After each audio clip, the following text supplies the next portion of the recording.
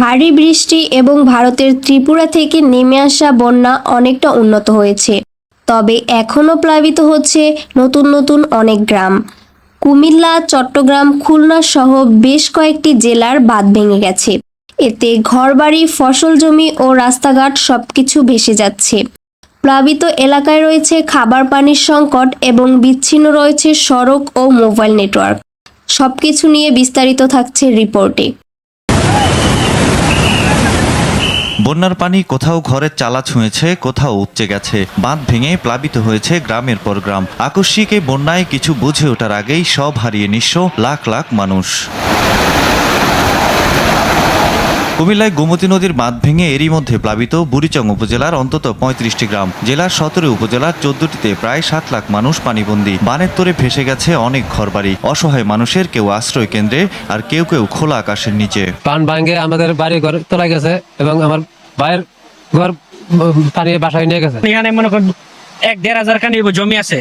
এই জমিগুলো এই পানির জন্য সবটি তলিয়ে গেছে। খুলনার পাইকগাছার ওয়াবদার বাঁধ ভেঙে পানি ঢুকছে লোকালয়ে। এতে ফসলি জমি ও মাছের ঘের ভেসে গেছে। চট্টগ্রামে হালদা নদীর বাঁধ ভেঙে বন্যার কবলে ফটিকছড়ি। সকালে উপজেলার নারায়ণহাটে বানের পানিতে ডুবে মৃত্যু হয় মোহাম্মদ ইমরান নামের স্থানীয় এক যুবকের। মৌলভীবাজারের রাজনগর, কমলগঞ্জ সহ ১৩টি স্থানে বাঁধ ভেঙে গেছে। এতে অন্তত ২০০ গ্রাম তলিয়ে গেছে।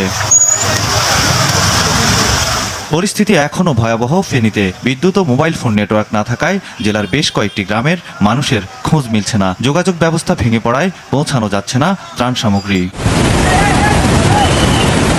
ঢাকা চট্টগ্রাম মহাসড়কের মিরসরাই ও ফেনী অংশ এখনও তলিয়ে। এতে কার্যত পুরো সড়কই অচল। বৃষ্টি কম হওয়ায় খাগড়াছড়ি, রাঙামাটি, কক্সবাজার, নোয়াখালী, লক্ষ্মীপুর, সিলেট, হবিগঞ্জ সহ বিভিন্ন জেলায় বন্যা পরিস্থিতির কিছুটা উন্নতি হয়েছে। ব্রাহ্মণবাড়িয়ায় পানি কমলেও এখনও বন্ধ আখাউড়া স্থলবন্দরের কার্যক্রম। বন্যা কবলিত এলাকায় বিদ্যুৎ সংযোগ বন্ধ রেখেছে কর্তৃপক্ষ। ত্রাণ সামগ্রী পৌঁছানো ও উদ্ধার কাজ চালিয়ে যাচ্ছে সেনা, নৌবাহিনী, বিজিবি ও বিভিন্ন স্বেচ্ছাসেবী সংগঠন। সৈয়দ মাহমুদ।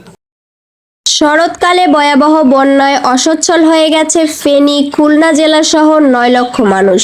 এদের সকলকে ত্রাণ ও বিভিন্ন সাহায্যের জন্য সহায়তা করছে র্যাব, বিজিবি ও বিভিন্ন সদস্যরা। এছাড়া আরও বিস্তারিত থাকছে রিপোর্টে।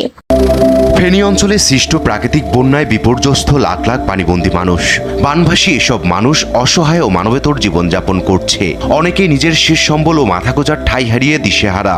কর্মহীন হয়ে পড়ছে কৃষক, শ্রমিক, দিনমজুর সহ বন্যা কবলিত এলাকার মানুষেরা।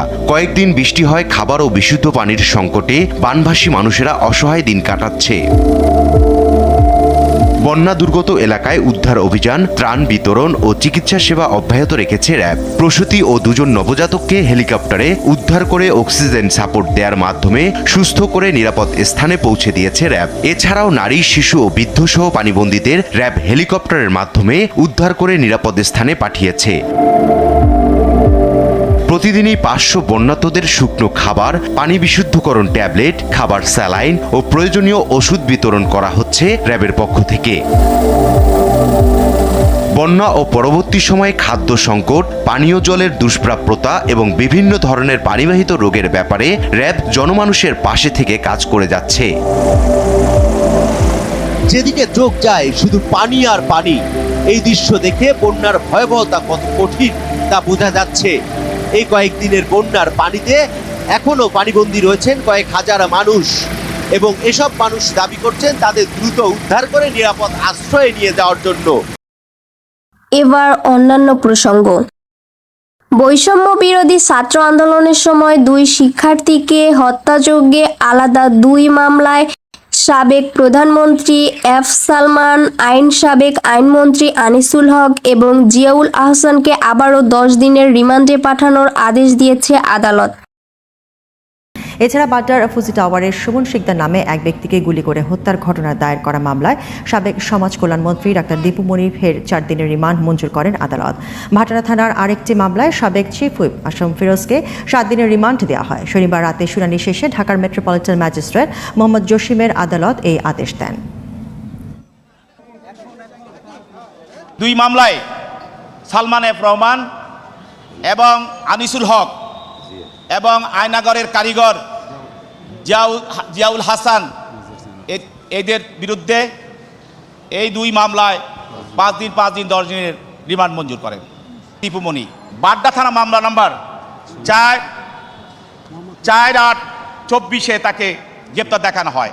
বিজ্ঞ আদালত উভয় পক্ষের বক্তব্য শোনার পর এই আসামির বিরুদ্ধে 4 দিনের রিমান্ড মঞ্জুর করেন।